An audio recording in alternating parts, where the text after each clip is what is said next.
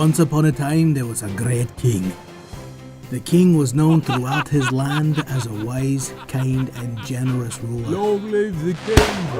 He had a heart full of love and compassion for all his people. Thank you. The king was loved by all his subjects because he used his wealth to help the poor.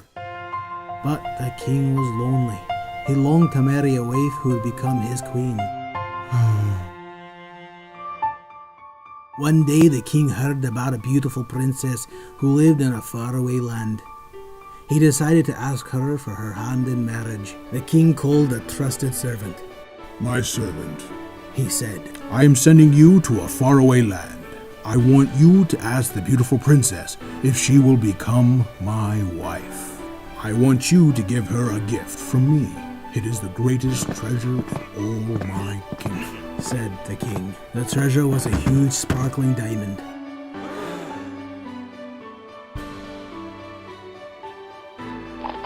As the servant left the city, the people cheered for him because of the magnificent gift he carried. 12 other servants accompanied him on the journey. They crossed deserts, mountains, rivers, and valleys. From time to time, the servant peeked at the valuable diamond he carried. The servant became proud as he thought, I must be mighty important to be chosen to carry such a wonderful gift. The servant became puffed up. He mistreated the other servants by forcing them to comb his horse and to serve him breakfast. He commanded them, You must bow before me because I am the one who carries the gift of the king. When they arrived at the city of the princess, the servant demanded entry. He strode arrogantly into the throne room of the princess. The servant proclaimed, I have come from a faraway land ruled by a great king. He sent me to ask you to be his wife. I come bearing a priceless gift for you. As the servant opened the treasure chest, everyone in the throne room was amazed at the beautiful diamond.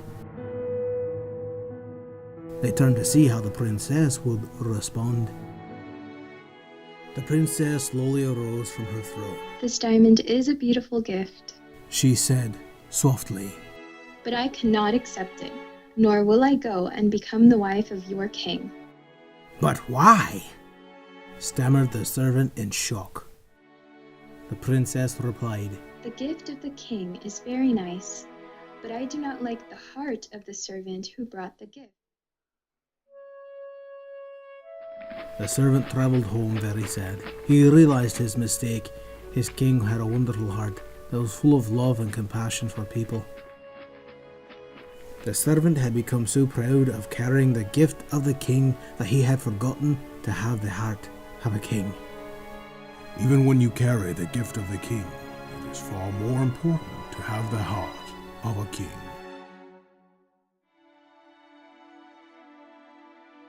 If I had an opportunity to share one message to anyone who is called to be in ministry, this is that message. In 1 Corinthians chapter 12, the Apostle Paul reveals 9 gifts of the Holy Spirit. Let's look at these gifts. He says, to one there is given through the Spirit the message of wisdom, to another the message of knowledge, to another faith, to another gifts of healing, to another miraculous powers, to another prophecy, to another distinguishing between spirits, to another speaking in different kinds of tongues, and to still another the interpretation of tongues. And so here we discover 9 gifts of the Holy Spirit, and Paul tells us to eagerly desire these spiritual gifts. And I eagerly desire these, and I've been blessed by God to see the operation of these gifts in my ministry.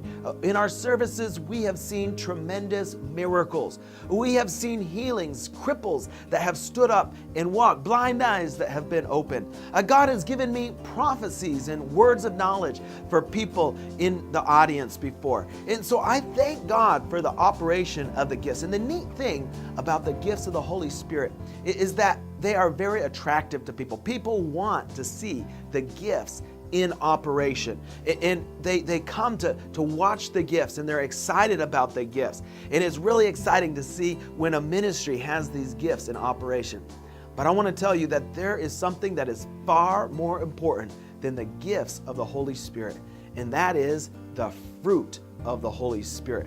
In 1 Corinthians 12, we discover 9 gifts, but over in Galatians chapter 5, we discover 9 fruit of the Holy Spirit: love, joy, peace, patience, kindness, goodness, faith, gentleness, and self-control. And we need to have the fruit of the Holy Spirit in our lives.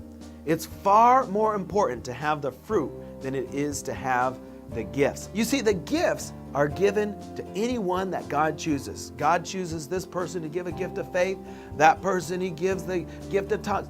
But the fruit of the Holy Spirit is something that every single one of us can choose to walk in. We have to choose to walk in love. We have to choose to be at peace. We have to choose to exercise self-control in our lives. The gifts of the King are wonderful, but it's far more important to have the heart of King Jesus.